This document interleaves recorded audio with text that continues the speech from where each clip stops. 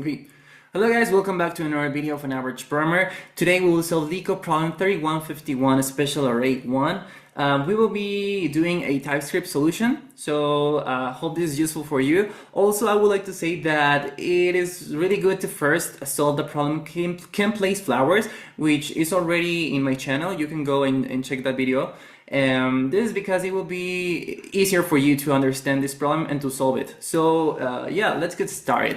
What we need to do is to identify all the special arrays. If that is considered as a special array, then we should be returning true. If that's not the case, then we just need to return false. Okay, so what is considered as a special array? Let's see our description. A special array is an array in which every pair of its adjacent elements contains two different numbers with different parity. Okay, so we will understand that with our examples. Okay, so let's see our first example. In this case, this is considered as a special array because we don't have any other numbers to check. So we just have one. So we don't have any adjacent numbers to one. So we can already return true. Okay, so that's good for our first example. Then let's see our second example. This is also true because let's see all the pair of adjacent numbers. We have 2 and 1 and 1 and 4. So if we check the parity of 2 and 1, one is even and the other one is odd. So that is good. Then we have another pair, 1 and 4, and it's the same. We have an odd and an even number. So in that case, we can already return true. Okay, so that's good for our second example. Let's see our third example. In this case, we have the different pairs of adjacent numbers. We have 4 and 3, 3 and 1, and 1 and 6. Okay, so that is clear. But what happens in this part? We have that they are both odd numbers. So in this case, this is already considered as not a special array. As a not special array. So we can already return false in this case. But to have everything clear, let's see let's identify first our edge cases and also what is going to be a solution. Okay, so we have two edge cases. The first one is the first example of the Leetcode problem, which is this one. This is already true because we don't have any other adjacent numbers. So in this case, it is considered as a special array. But what happens if we don't have any numbers in our array? Then that is an empty array, and that is also considered as a special array. So we can already return true for this scenario. Okay. So what is the solution? The first thing that we need to identify is that we will have to check pairs of numbers. So a good way to check that is by having 2 pointers or 2 indexes. So we will have to, in each iteration, we will have to have the reference to all the adjacent pair of numbers. Okay, so that is good. Then we need to check the parity of each number that we have in our indexes or in our pointers. And if they are the same parity, then that means that is not considered as a special array, because we can say that we have 2 even numbers. So in that case, we can already return false and stop our loop. Okay, so let's make the tabulation of this example. We'll have that in our first iteration, we have 3 and 2. So in this case, we have different parities. One is even and one is odd. So that is good for us. We can go with our next iteration.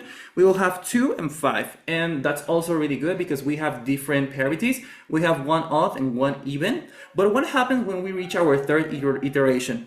So when we reach our third iteration, we have 5 and 1, but in this case we have the same parity. Both of them are odd, so we can already stop our for loop, and we can say that is false, that is not a special array. Okay, so now that is clear, we can go and code this up. Okay, so as I mentioned, I'm going to be using TypeScript. So let's get going. The first thing that we are going to be doing is making the code for our edge cases. Okay, so if our nums array length is less or equals than 1, then that means that is going to be a special array because we don't have any adjacent numbers. Okay, so we can already return true. Then we will have to make a for loop, okay? So for doing that, I'm going to start in the first index because I would like to have the reference to the previous number. I'm going to be considering that this is my current number, and I will also have an index for my previous number. So that is why I'm starting my for loop in my first index. Okay, so I'm going to be iterating this while I is less than the num's length, and I'm going to be incrementing I in each iteration. Okay, so that is good for us. So now I'm going to have to check the parity of my numbers. So in this case, I will have an immutable variables because I will not be changing the parity of this number. So that's why I'm using the const reserved word, and I will have my current number parity, and it is going to be of type number, and I will just calculate that. So I'm going to use a nums in my position of I module of 2. This will help me to identify if my number is even or odd. Okay, so then we will have our previous, let's just say prep number parity. It is also going to be of type number, and I will have nums I minus 1 module 2. Okay, so I'm going to check if both of them have the same parity, then that means that is not a special array. So we can already stop our for loop. Okay, so if we have the same parity, then we can already return false.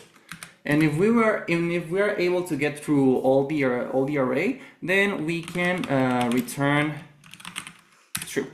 Okay, so yeah, that is the solution. Let me run this for you.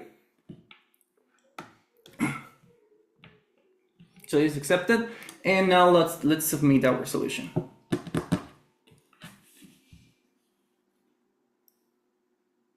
Okay, so hope this was useful for you guys.